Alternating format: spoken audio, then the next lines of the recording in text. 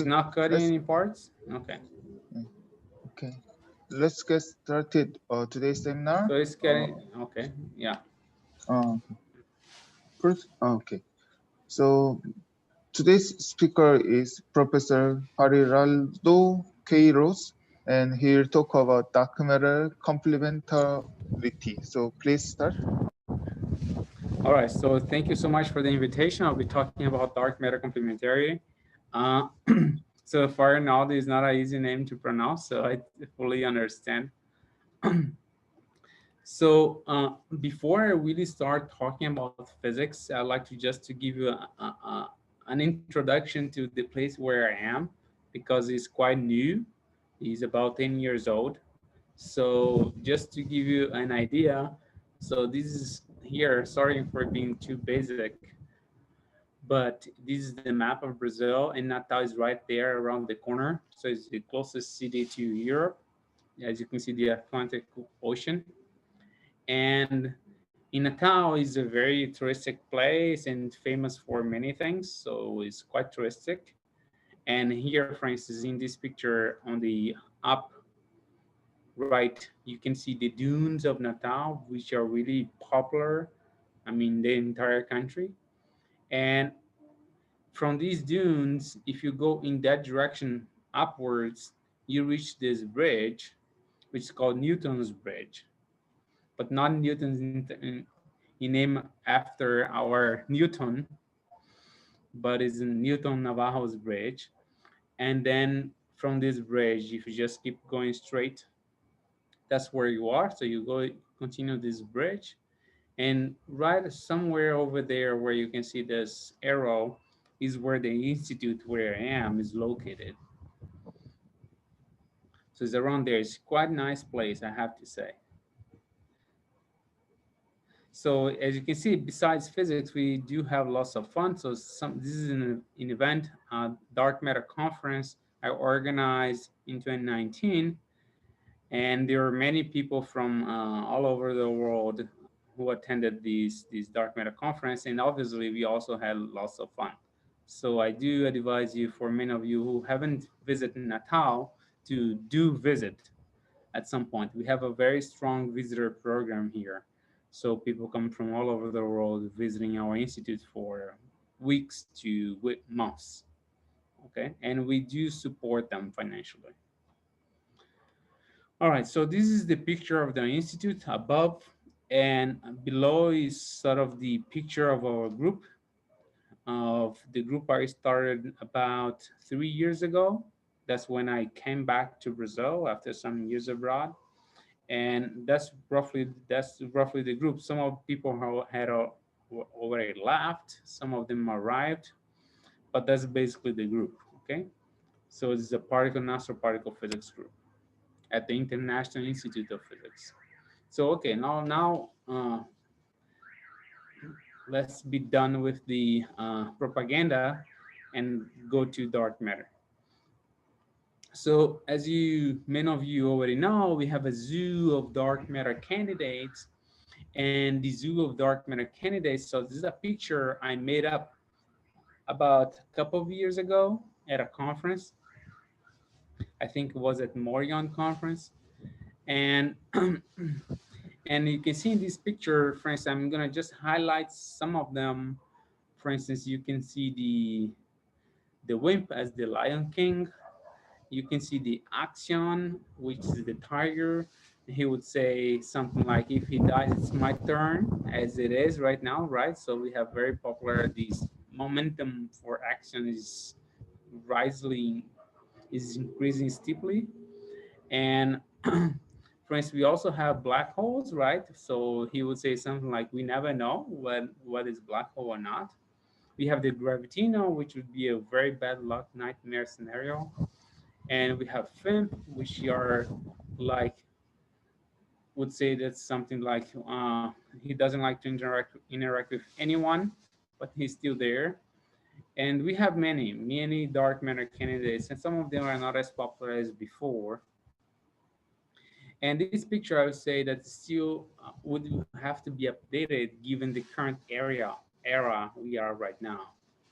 So I'll say this era we are right now is where you have something like this, some weirdo appearing in the picture and saying whatever is light and is stable is now popular for some reason, right? So since we haven't seen any signals toward heavy dark matter masses, now being light and stable is very popular for experimental purposes. So there would be some another animal, whatever it is, but as long as it's light and stable, it's popular.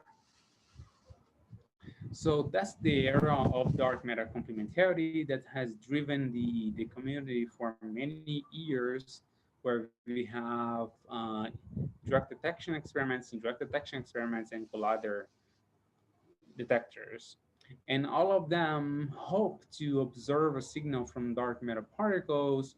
As we know, dark matter, we are surrounded by a halo of dark matter, and so we do expect those dark matter particles might interact with nuclei at underground detectors, or we can observe the bright byproducts of dark matter annihilations, for instance, through gamma rays, or even hopefully we would even produce them at colliders. So far, we haven't seen any positive and solid signal. Positive signals, we have seen it before, but I won't say that none of them are solid. So we haven't observed any solid signal from dark matter particles so far. And now a new era or several eras have arrived.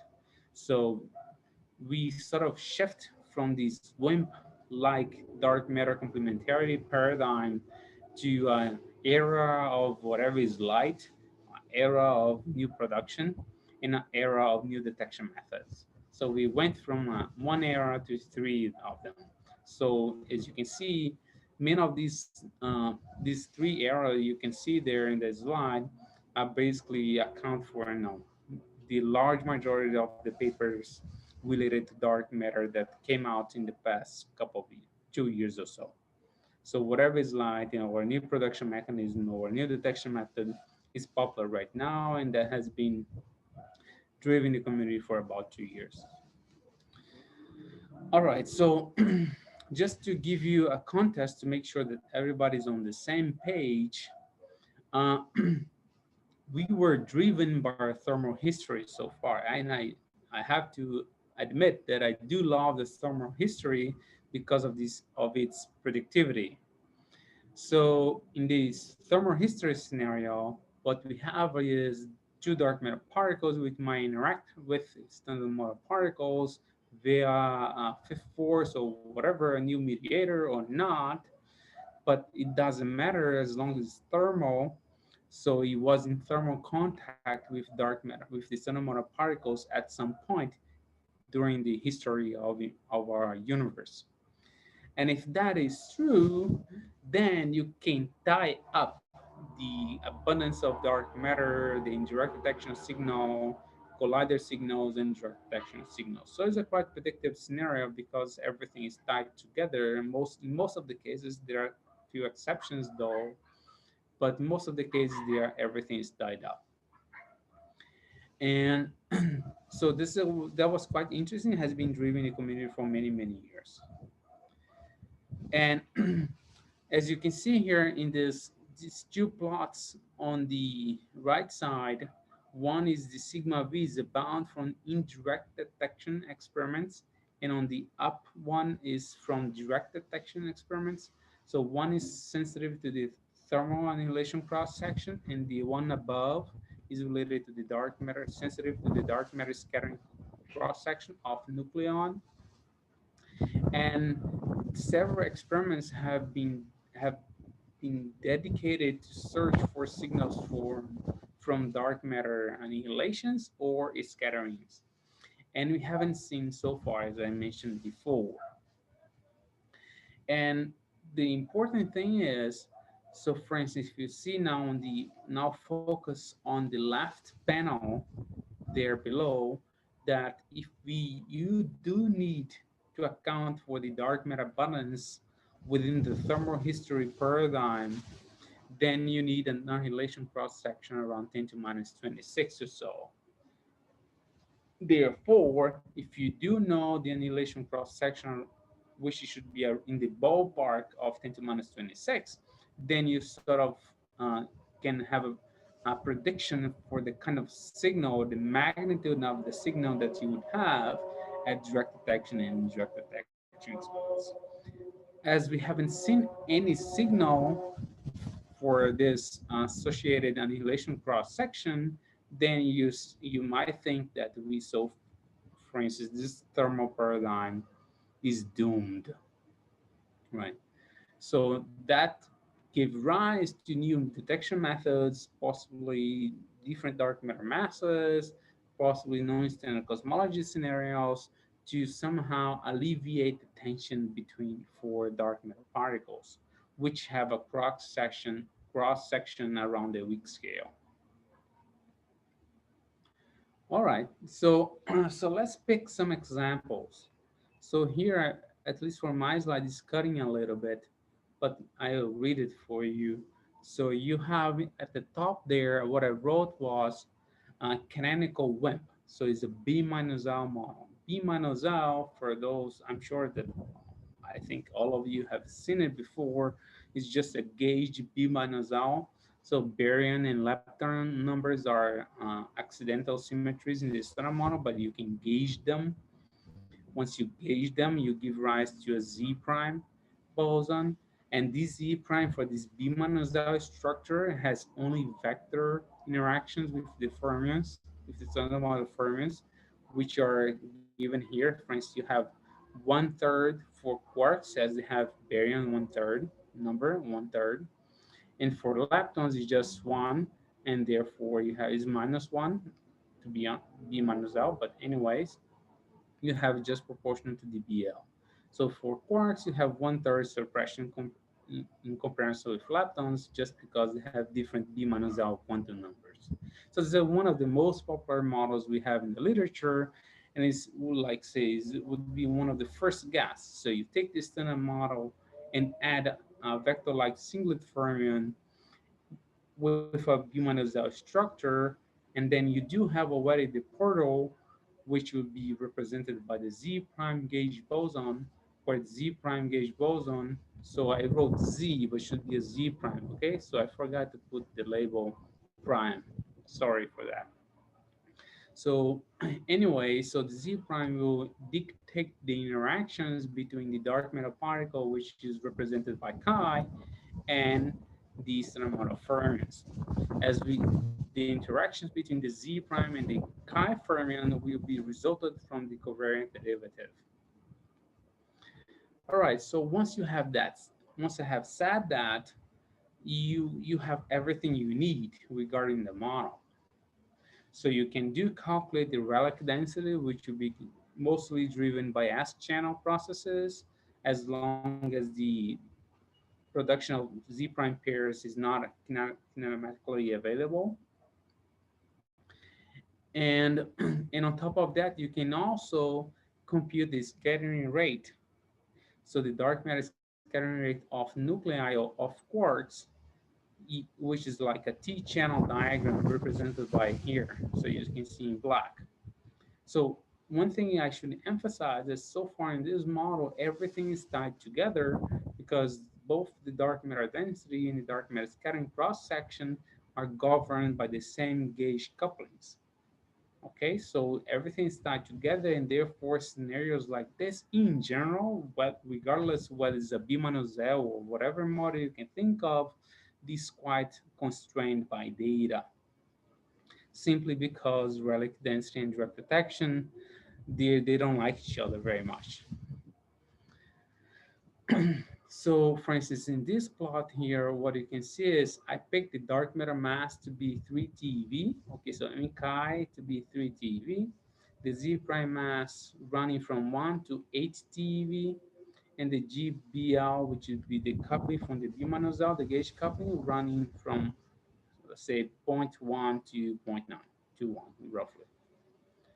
And this green curve, what you can easily see is the Z prime resonance, which happens exactly this dark matter mass 3 TeV, So the Z prime resonance happens precisely at ATV, right? The peak of the resonance. And also, because we have this scattering, we can also place constraints using the xenon one-ton data, which constrains the same couplings. So I should remind you that both the annihilation, just to emphasize that both the annihilation cross-section and the scattering cross-section are proportional to the coupling to the fourth power, which coupling GBL. So because you have either T channel or S channel interaction, because the diagram is just flipped, but it's the same gauge couplings that enters in both diagrams. So in this blue curve, what you can see is the LHC13 bound, which back then we used just this small luminosity data, which was available back then. In these red curves, what you can see is the lap bound. So the lap bound is quite restrictive when you have vector-like fermions, vector-like gauge bosons that interact just with vector currents. As you can see, most of the regional parameter space is excluded except when you sit on the resonance. And that's common for all Z prime models you can think of, unless you have a really tricky and fine-tuned scenario, but that's usually what you find. If you have a Z prime model, typically you have to live at the resonance in order to survive, and in order to have a viable regional parameter space that satisfies the data, especially those rising from collider and direct detection, which are the most constraining for this kind of scenario. So then you okay say, okay, so what? I might live at the resonance, but that's fine. You can live at the resonance, so it'd be still a case which is still viable. So even the most simple model you can think of, you can have a WIMP-like scenario in agreement to all the data, which is in the opposite direction of what you can read in many of the papers saying, the WIMP paradigm is dead. It is not dead at all. It's not dead at all.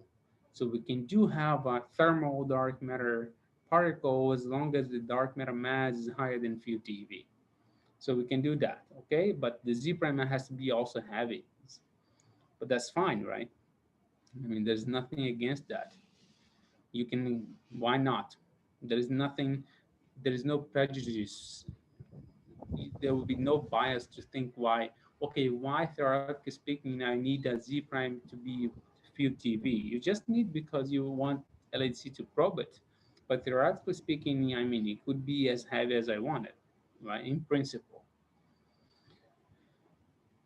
Okay, so let's say that you don't want to live in at the residence. You want to have a model which satisfies more easily the current constraints.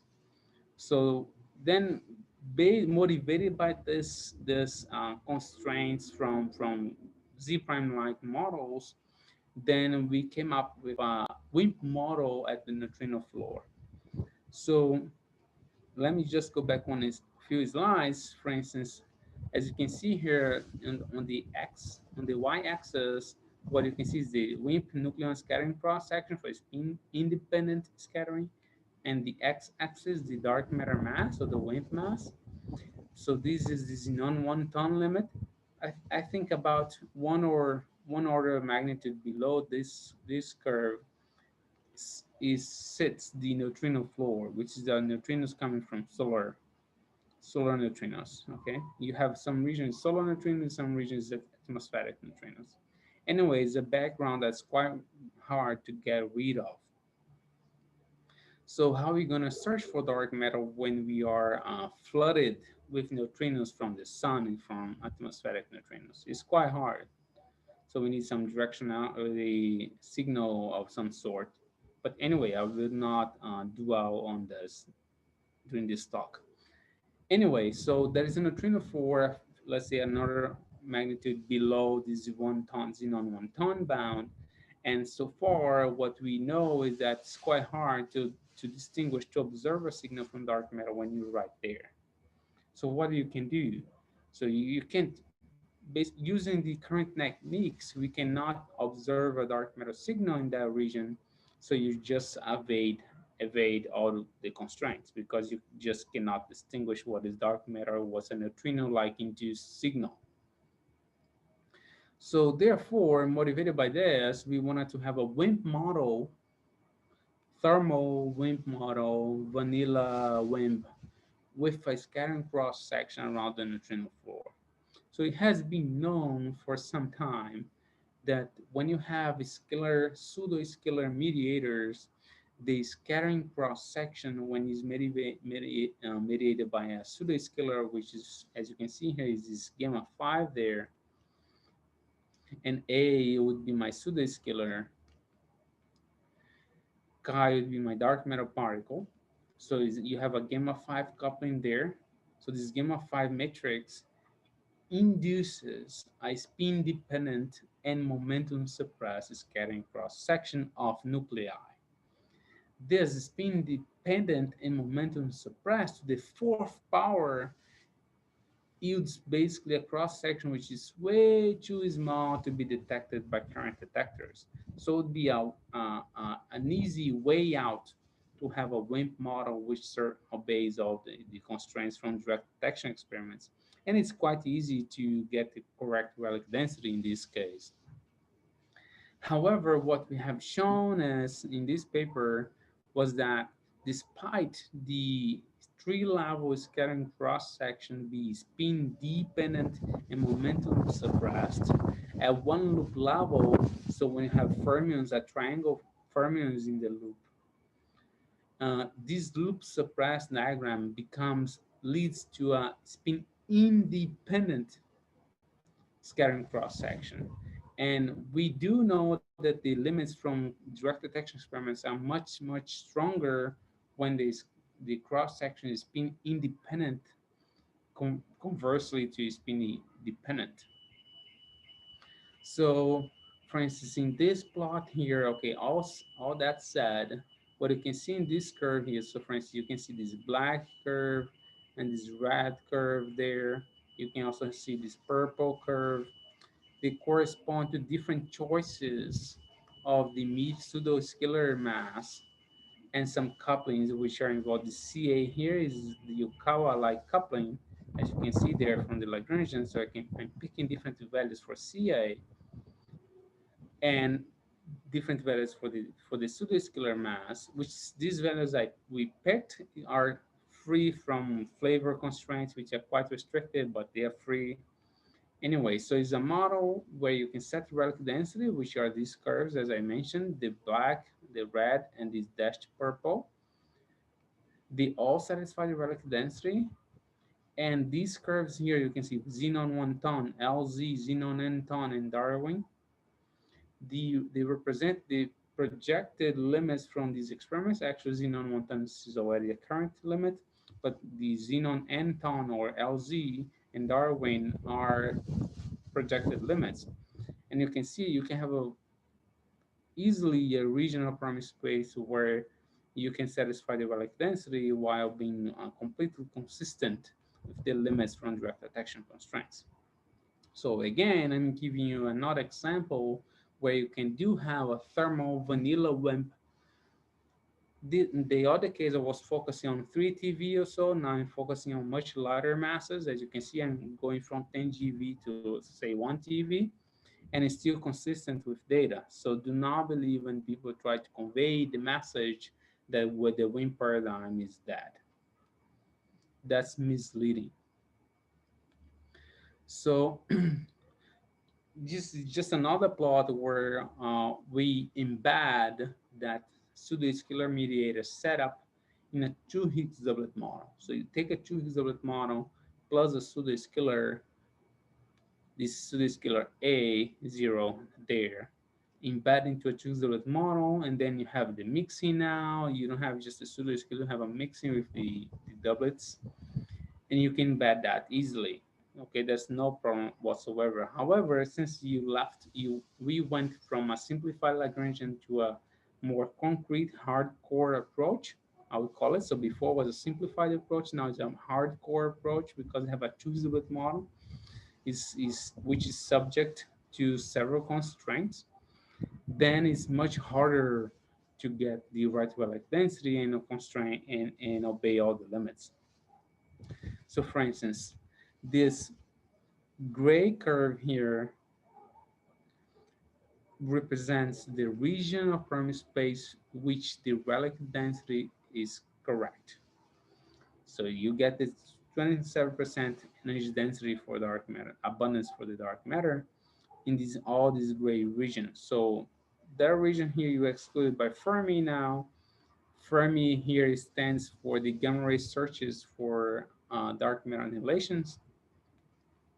But however, you still do have this region here where you can have a pseudoscalar bit for around 10 GeV or so and a dark matter mass around 35 GeV.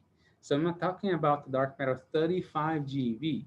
People might think, if I have a dark matter particle below 100 GeV or 1 TeV, you exclude it, but that's not true. Okay, so depending on the model you have, obviously we have much less options than we had, let's say 6 to 8 years ago, because the limits from direct detection experiments have improved quite a lot since then. All right, so the question remains, can we have a thermal relic with a mass below 1 GeV? The answer is yes, still yes, okay? However, it's quite hard, it's not easy. And why is that so hard? The main reason is because it's quite hard now in this case because we are going to below 1 GeV. The direct detection experiments are not as sensitive, but the indirect detection probes are, namely CMB. So if you have a dark matter particle, which is does even if it's light, it might annihilate in the early universe and distort the CMB power spectrum, and that we can place constraints on that as we have Planck measurements from the CMB power spectrum, which are quite robust, and the error bars are quite small. So we can put very solid and constraining limits restrictions on the primary space of dark matter models if you have a mass below 1 GeV within the thermal paradigm. So I'm just going to give you a concrete example for that. Take one of the most popular models in the literature.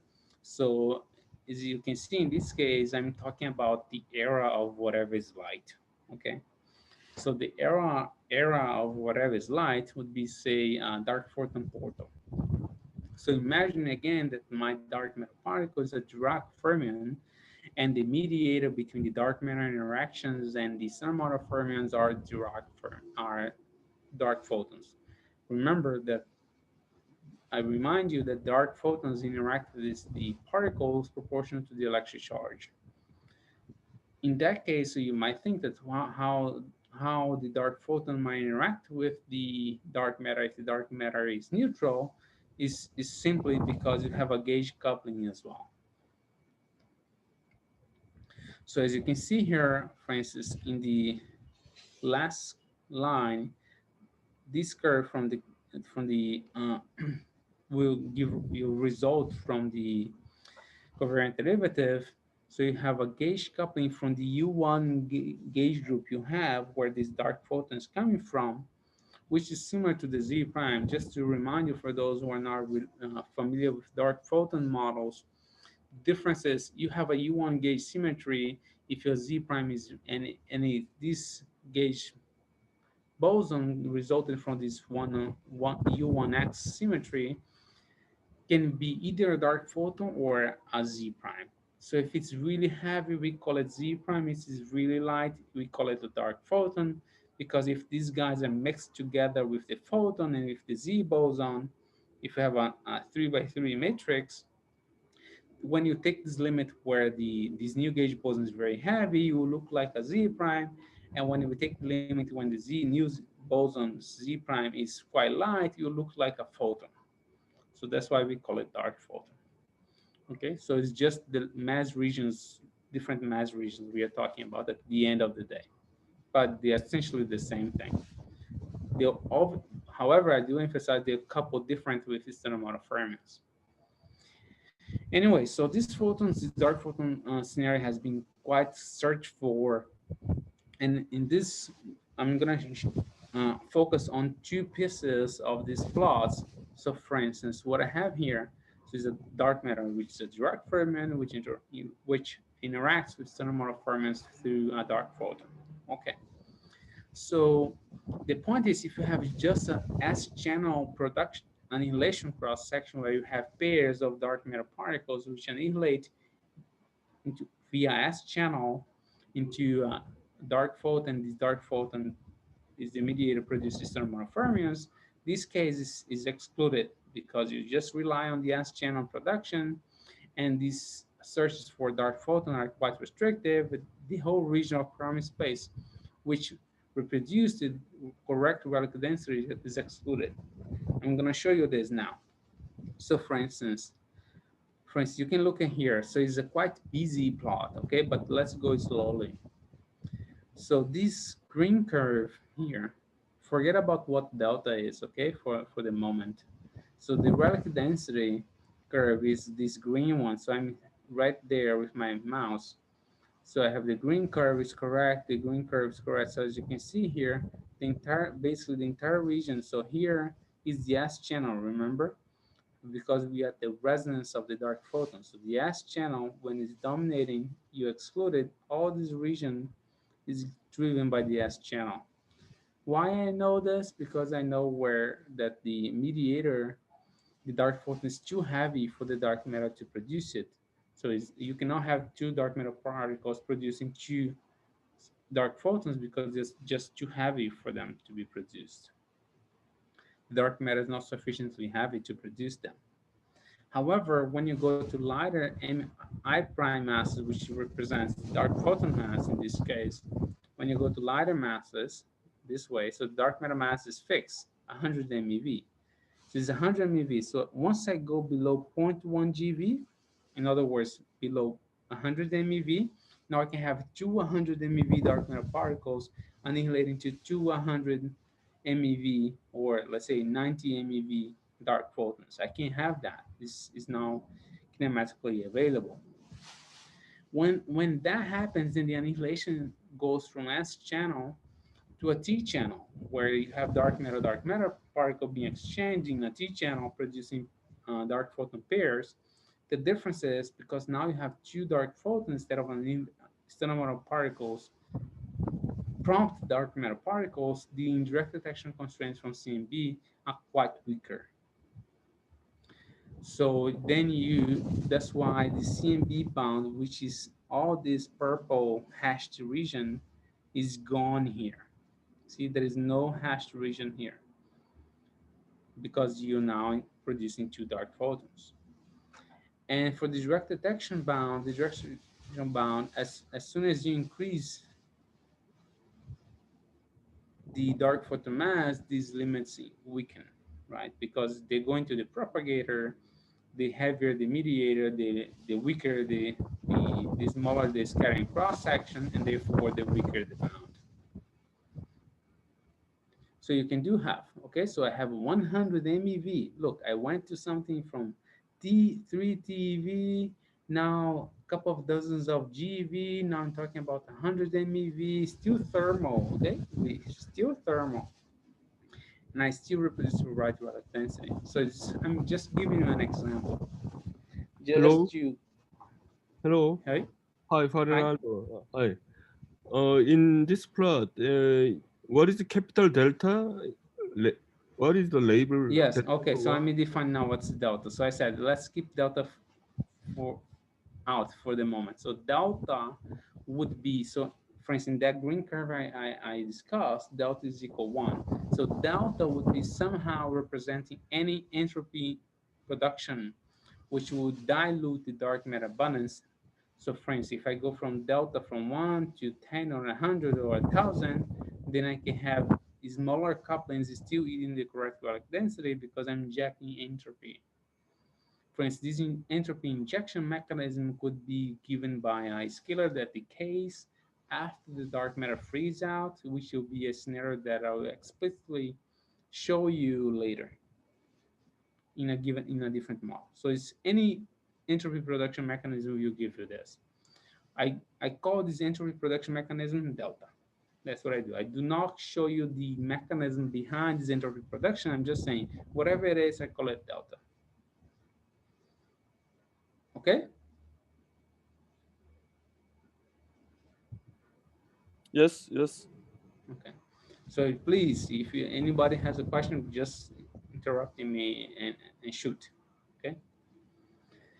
All right. So so now I'm okay. So it's right there. So it's a good example where I'm gonna give you an explicit example of this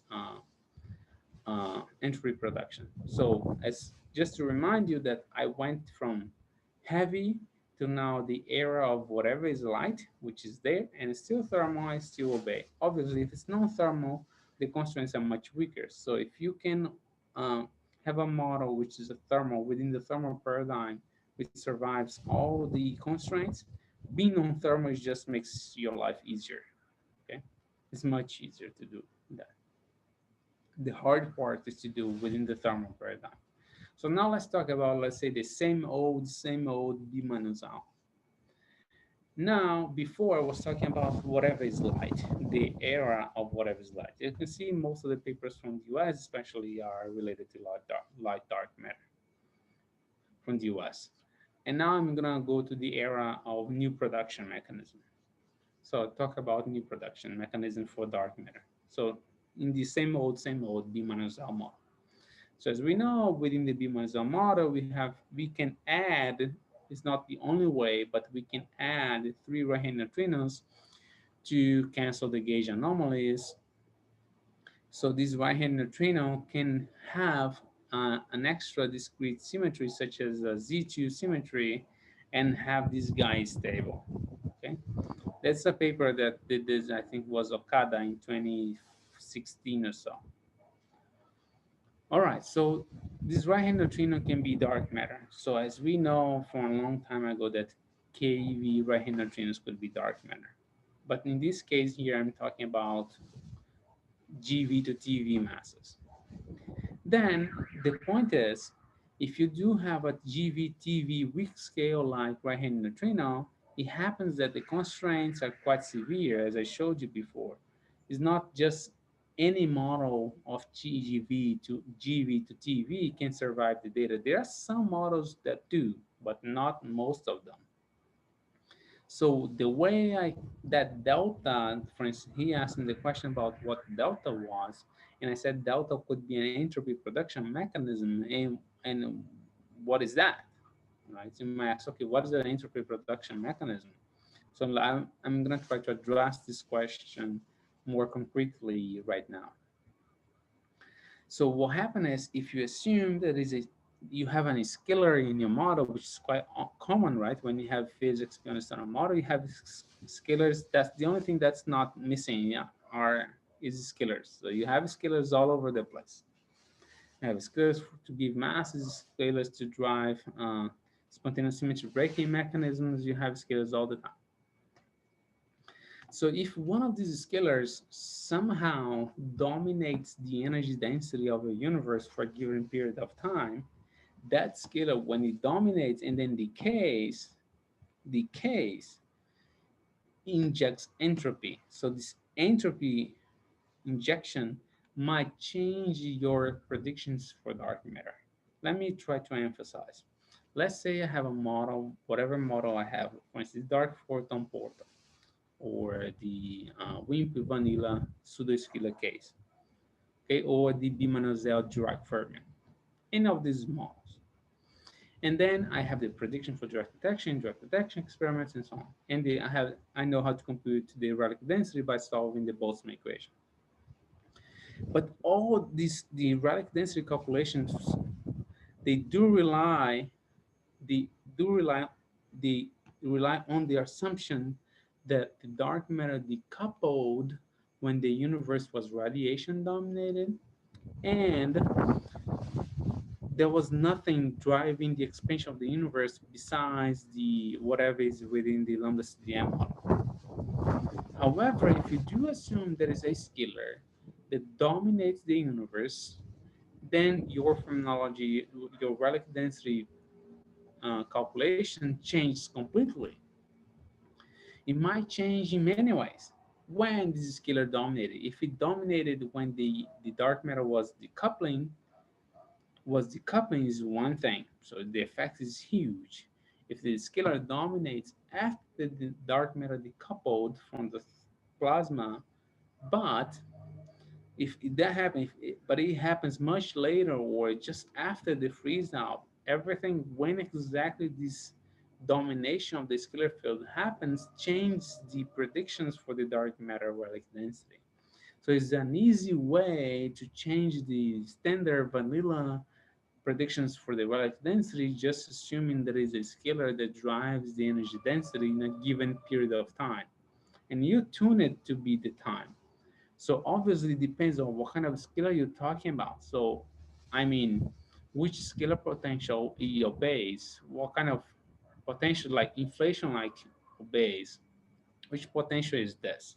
So all these details, the dynamics of this, what's the mass of this scalar, what it decays into, all this, they do affect the dark matter phenomenology. So it's an easy way to affect the dark matter phenomenology without really changing the particle physics. So it's just sort of changing the cosmology to affect the particle physics. So it's a nice interplay between cosmology and particle physics. But the way we do this, you don't do it often by hand. So you have these coupled Boltzmann equations where now phi has to be introduced, and then phi in the dark matter is the sigma v. Here is the standard sigma v. Now you have, for instance, gamma phi, because it depends on what phi you decay into, whether you decay into radiation or you decay into dark matter. This everything changes. What kind of equation of motion, for instance, what kind of equation of state this phi decay, this phi obeys. You will also change the dark matter phenomenology. But anyway, you will change. If you're just a pure particle physics guy who doesn't care about cosmology, you don't want to spend time in learning cosmology, you just say, okay, this entropy injection is given by delta. Delta sort of encompasses all the cosmology aspects and gives me a suppression on the relic density, which is what I did in the dark photon case. But then I was just the at that time I was just the lazy particle physicist who was needing for suppression on the relic density. But later on, then we had to improve, right? So and then we now incorporated the production mechanism by solving the coupled Boltzmann equations. So which is not easy; it's quite time consuming. Anyways, okay. Once you have I said this regarding the relic density, the second step is the direct detection.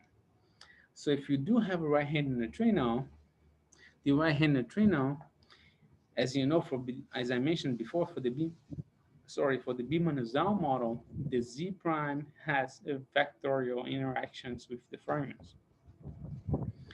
However, with the standard model fermions, however, with the right-hand neutrino is not vectorial, it's axial vector or vector axial, whatever you want to call it.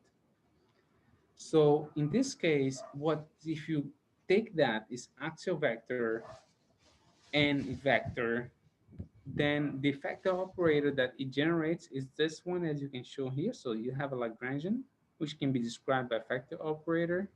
I'm writing this in a factor operator because for direct detection purposes, the momentum transfer can be safely ignored compared to the mediator mass. Okay, so factor operator approach is fine when you are talking about heavy dark matter and heavy mediators. Okay, so you have this operator where you have a gamma mu, gamma 5, and a gamma mu only for the standard model fermions. This effective operator gives rise to this form. Look at this. So it gives rise to something. So the scattering process will depend on the spin of the nucleus, will depend on the velocity of the nucleus, will also depend. This is perpendicular, okay? I'm gonna show you. So it has a component on the dark matter velocity and on the nucleus, on the momentum transfer. You have the spin of the nucleus again, you have the spin of the nucleon, and you have the momentum transfer. So what I'm trying to say, what I'm trying to say is if you have this kind of effect operator, so for instance, this direct detection study has been ignored in the past works. For instance, even the paper by Okada, they did not discuss this, the direct detection limits. So if you have a vector axial interaction in a vector, you have something which is velocity dependent and something that is momentum dependent. When you square that, when you're talking about this, the cross section, what happened is this interaction, sorry, this interaction gives rise to a momentum suppressed scattering and a velocity suppressed scattering. But momentum suppressed is really small, is really when you're talking about a heavy target. But the velocity suppression is not that small, but it's still suppressed. Okay. So in order to explore this dark matter complementarity in this era of new production, in the same old semi-OD Manuzal model, you have to take that into account. So that's what we did. Okay, so we have many plots in the paper. So this paper from July this year. And in this y-axis, what I have is the mass of the dark matter particle and the mass of the mediator. So here is the mass of the dark matter particle. Sorry. Okay, so the mass of the dark matter particle. And this is the mass of the mediator, mass of the dark matter particle, or my right-handed neutrino. So my right-handed neutrino is the dark matter candidate in this case. Just to remind you how I can stabilize dark matter, this right-hand neutrino, I can just set a Z2 symmetry to it. This black curve here is the correct relative density curve within the thermal paradigm. No entropy production, no scalar, nothing. Just standard Boltzmann equation. So what you have is this black one.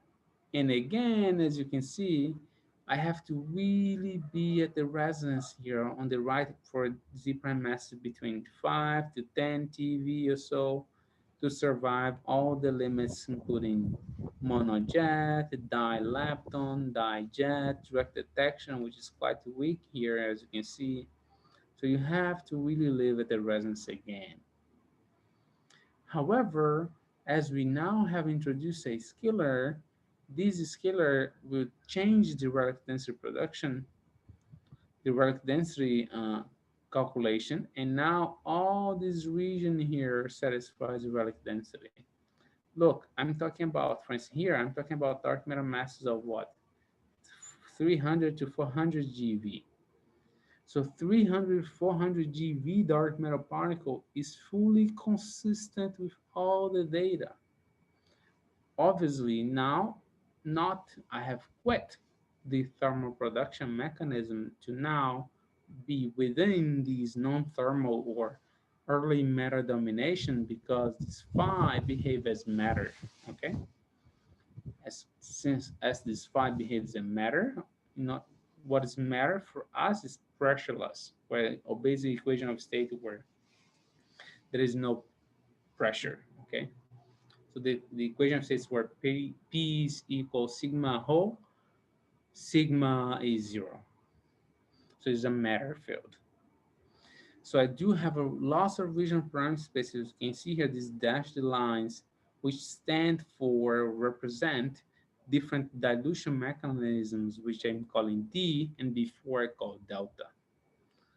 So these are 515 to 7050. You might ask me, but now where did those numbers come from? 550 to 2750 is because now I do have a full model. So this dilution mechanism or delta is not whatever I want, as I did in the dark photon. As I said, I was lazy in the dark photon case. I called delta 10, 100, but I did not prove it. Here, I have an equation of state for the scalar. I have a mass for the scalar. I have a reheating temperature well defined. So I cannot change it to whatever value I want. And moreover, this defined cannot decay close to BBN nucleosynthesis because you might spoil the entire BBN predictions. So you have to decay before, and that leads to constraints on the the numbers you can play with regarding the scalar potential. So you cannot do whatever you want. So you have numbers that you can do. What I'm showing here is the sort of the maximum dilution mechanism you can have if you want to have a Rahin neutrino dark matter. So it's about, let's say, 3,000, no more than that. So you won't get a 10 to 5 orders magnitude suppression for this. You won't. But the important thing is, if you are a experimentalist and you're looking for dark matter, for you it doesn't matter whether dark matter is thermal or not. The only thing it matters for you is that it has a mass which is accessible to your experiment, and this mass is a couple of hundred GeV, right? And you have a Z prime of, let's say, 5 to 6 TeV, or to 7 TeV, which will be probable by LHC very soon, right? Depending on the model you're talking about. For instance, I think the current limit from LHC on dilepton is about 5 point something. That's why you have here the cyan blue, light blue curve is about 5 or something, which is the current limit from LHC. Okay, so if depending on the for instance, if you take high luminosity LHC, this limit goes to what, 7 TeV or so. So you cut into the regional prime space even further. So I'm just getting all done with these errors. Okay, so I was in the era of whatever is light, era of production mechanism. I'll continue still in the era of production mechanism to mention to you something else, something that's more recent that I finished very recently. So in this case, I want to be in this era of dark matter, new production of dark matter, by trying to tie together dark matter, lithium, and the H naught problems. So for those who are not cosmologists, the lithium problem has been around for, I have no idea for how long. Okay, I think over 20 years or so. And the H naught problem is more recent, which has to do with the local versus CMB inferred values for the Hubble constant. And if you're trying to solve these problems at once, probably these famous physicists, which are famous in different aspects, for instance, Edwin Hubble, he probably say that solving the Hubble rate or the Hubble constant problem is far more important. Ralph would say that the lithium problem is more important because Ralph is one of the fathers of the BN nucleosynthesis. And Fritz would say that no, forget about those guys. They're strictly not important compared to dark matter. Neither the lithium nor the the H naught problem are important compared to dark matter, right? So just to remind you, very quickly, I would not dwell on this BBN nucleosynthesis things, but you might ask me later, then I can go back to this slide and explain more detail. For instance, I've seen this plot, I have to admit, so I'm a particle physicist, and I've seen this plot many, many times, but I really did not really pay attention to it. And for instance, this green curve here, this green band, is the BBN prediction for the lithium to hydrogen ratio, okay? Or the mass fraction or the abundances of the lithium 7 to the hydrogen ratio. This yellow band, which I don't know why, I took this plot from the particle data group, okay? Should extend to this whole region. So you should extend this yellow band up to here. So let's extend it. So we are here. And this value for the lithium 7 over hydrogen, according to CMB, which is given by this vertical band, should be around here. So CMB is telling us that you should be here, but the prediction, this is the prediction, and the observation is the yellow band. So the yellow band is the observation. So you measure in in stars how much the lithium abundance should be, and you extrapolate that to estimate what the lithium 7 primordial lithium 7 abundance should be. Would be the red one. However, when you get to you bind together BBN and CMB, what you should get is this green band. So there's a mismatch between what you should get, which is in this circle, right? theoretically speaking, and the observation, which is in this band. So you cannot go from here to here easily. So you have to somehow destroy lithium to accommodate, well, if you trust the observations, maybe your calculations are either wrong or there's something missing. What I'm going to assume here is there is something missing. So let's keep these BBN guys, theoretical BBN guys, happy, and keep also the astronomical observations of lithium 7 happy, and let's just make them accommodate them together in the same picture. So I'm going to show you how I can do that. Okay. So now I described the lithium 7 problem. The H naught problem has to do with the fact that the direct measurements differ from the measurement from the CMB inferred value. CMB does not measure H naught, infers its values from parameter FET, 6 parameters FET. Anyways, Planck favors H naught around 67, whereas local measurements above 72 or so. So this from 67 to 72, you say, okay, this is not, there's not much difference from 67 to 72. However, the error bars are small. So depending on the kind of data set you combine, for instance, this tension can go up to almost 5 sigma. So it's a 5 sigma in cosmology. Is not like 5 sigma in particle physics, but it's still, that is a tension. Okay.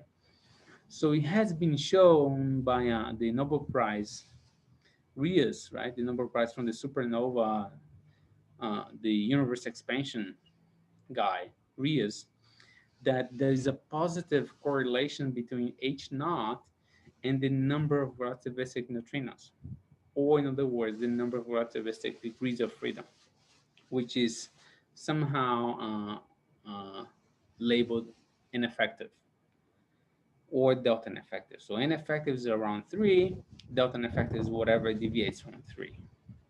So he has shown that one way to increase H naught to show, take the CMB. So let's say I trust the local measurements because I'm measuring it locally.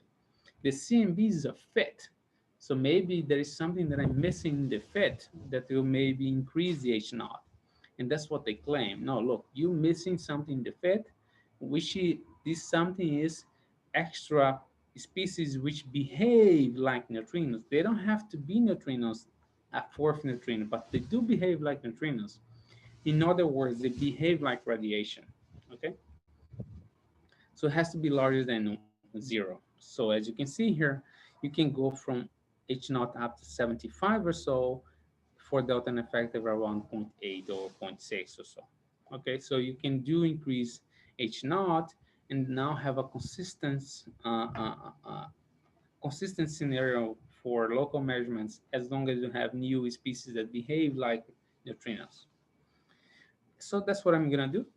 So what I'm gonna do is assume that dark matter, which is represented by chi here, I'm not going to do the mathematics, okay, right now. I'm just gonna give you the idea. Otherwise, there'll be, let me see what time is it. Otherwise, I'm almost over the time already, I guess. So if dark matter is produced from the decay of a particle called chi prime, if chi prime is much heavier than chi, then when chi is produced, chi is boosted. It can either be relativistic as long as chi prime is very heavy. So I'm taking a dark matter particle, but when it's produced, it's relativistic. So it behaves like a neutrino. Since it behaves like a neutrino, will contribute to the delta effective I just showed. But as the universe expands, it redshifts away and it becomes non-relativistic as we want for structure formation purposes. So when you do the math, right, so what you find is that depending on the mass ratio of the dark matter particle mass and the dark matter mass, depending on when this decay happened in the lifetime, and depending on the fraction f, as you can see here, is the density of chi, dark matter, is a fraction of the total dark matter density. So dark matter density, as we know, for instance, the abundance is around 27% of the overall energy budget. Maybe this guy can be, instead of 27%, maybe 10% or maybe 1% of all that. So this F accounts for this fraction. And then what I do is I destroy lithium, as I showed you before. I want to destroy lithium. How I do this? With the same mechanism. Why? Because this gamma, which is produced from this decay, it can destroy beryllium. Beryllium, for those who don't know, is the element where lithium-7 is mostly produced from. So once you declare war on beryllium-7, you destroy also lithium. Okay, it's a bomb that destroyed both. Okay, that gamma from this production mechanism is capable of destroying beryllium and lithium in agreement with the data. So what I do at the end, I combine the fact that I want to destroy beryllium, in other words, destroy lithium, and I want to combine that with the fact that I want to increase the number of relativistic neutrinos, which is by producing dark matter relativistic during some short period of time. Then I can solve the H naught problem and the lithium-7. The important thing here is that both problems are connected to the dark matter density, because I showed at some point that F, that fraction of the dark matter density, is introduced into the formula. As you can see here in these slides, I think this is basically the last slide.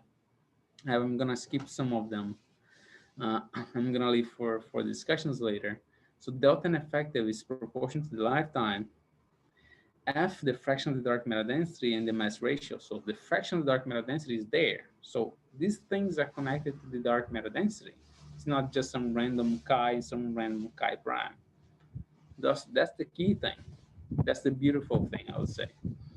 So for instance, this square region here, the region where there's an overlap between the red curve, the red band, and the green band is the region where, for instance, let's say from lifetime of between 10 to 4 to 10 to 5 seconds, and this F times mass ratio around 10 to 3 or so, I can both simultaneously explain the lithium problem and the H naught problem. And both solutions are connected to the dark matter density. These blue curves here are just bounds from CMB, which exclude everything to the right. That's why I'm focusing on the red, on the square here, because I can evade all the CMB bounds. So there's another new detection methods that I would mention, but I'm gonna skip a little for discussion because I'm over the time, which concerns neutron stars. It's something that I'm now heavily working on. It's how you can really detect and unveil the nature of dark matter using neutron stars, but I'm gonna skip all that and go to my conclusions. So dark matter complementarity is still important, and having a thermal dark matter is still possible despite of some misleading claims in the literature. But that said, it's still quite fun and important to be in this era of whatever is light, or era of whatever is new production, and the era of new detection methods. So that's all I had to say, and thank you for your time. Thank you very much for a nice talk. So, question or comment?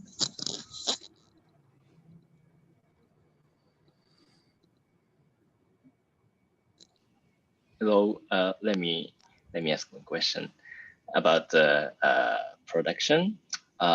You introduced another scalar phi for the entropy production, right? Yes. And but it's not in photon, something else. Is nothing what? It's not not in photon, something else. It doesn't have to. Well, it could be if I wanted to. Well, yeah, and yeah, what I want to know is what is this? How does this couple to standard model sector and dark matter sector?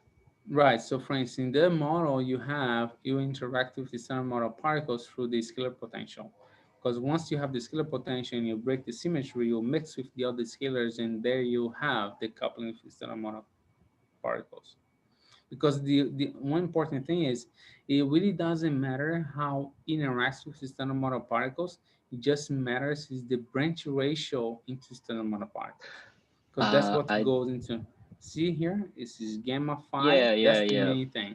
yeah I know, So but it should be it should dominate at some point, right? it should. And so that Then that's why, for instance, the dilution mechanism can not be whatever I want.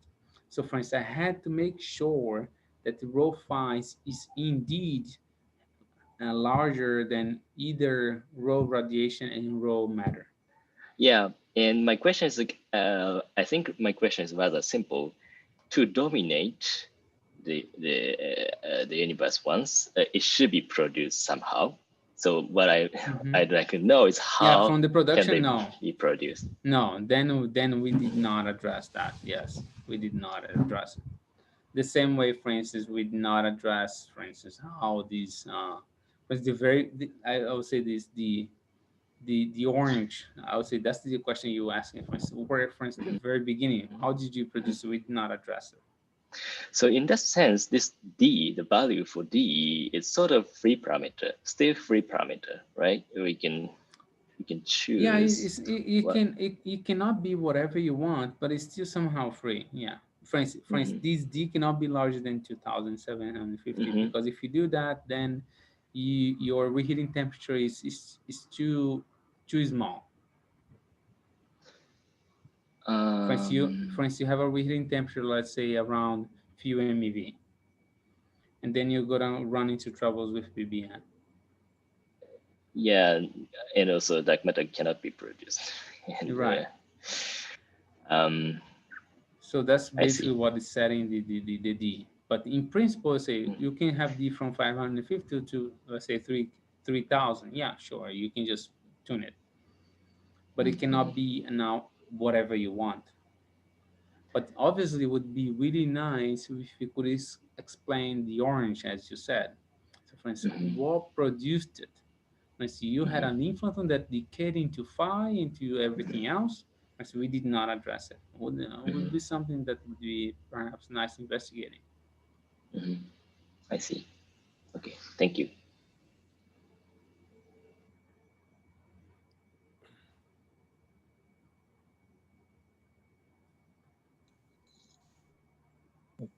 Any other question?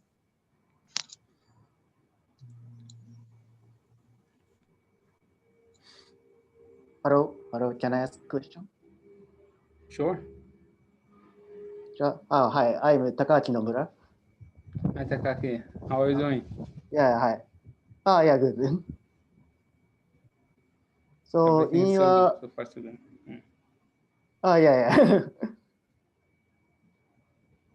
So, okay, let me ask. So in your explanation of the Richelieu problem, so you introduce chi prime, which decay into chi and gamma. So Yes, I did not explain where chi prime or neither where chi prime nor where chi comes from. so I did not. chi prime should be long-lived. Should be long-lived. Oh, yeah. Can we Should be. naturally Otherwise, it have is pointless.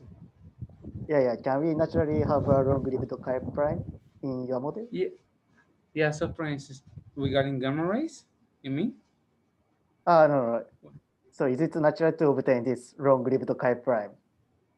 So it's not that natural, for instance, but I can have it in supersymmetry. For instance, if you have a low scale supersymmetry breaking, a low energy scale supersymmetry breaking, you can have, for instance, a gravitino-bino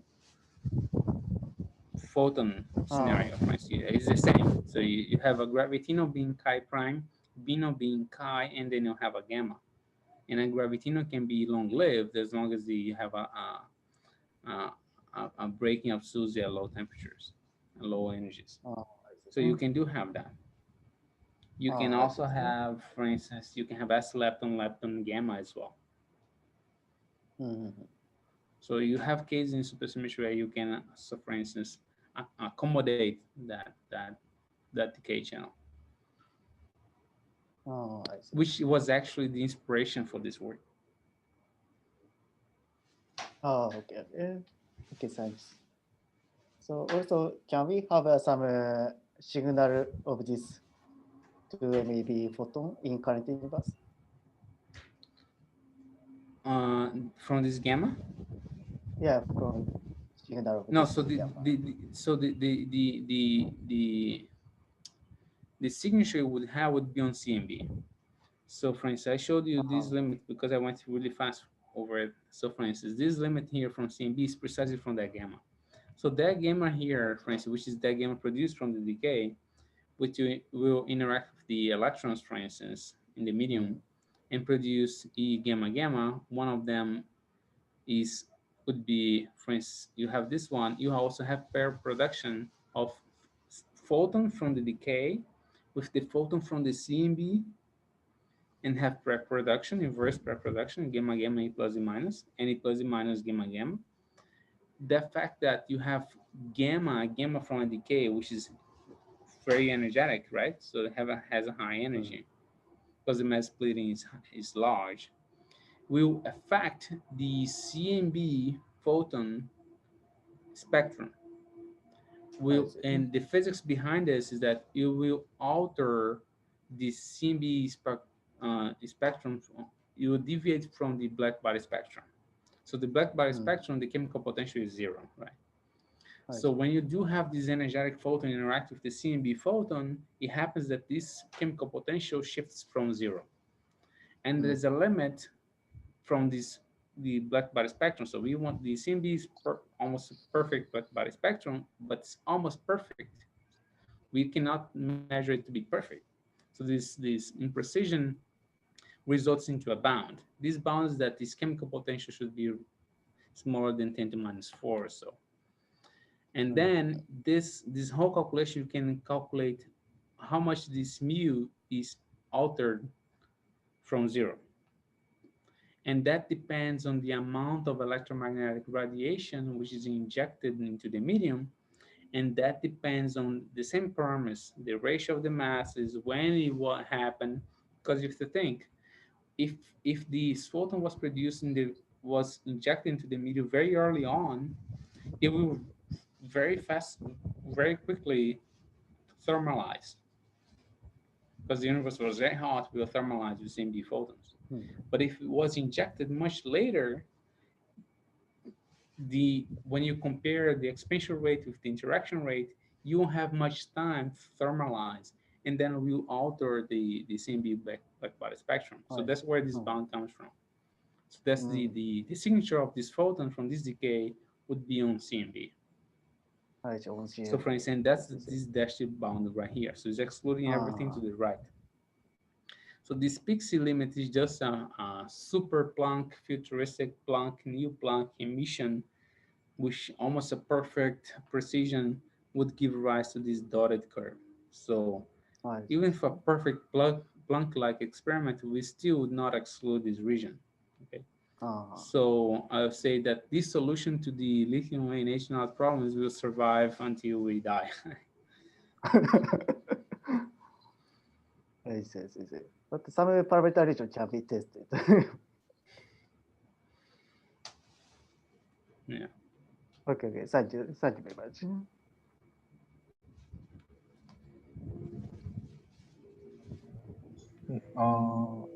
Question or comment?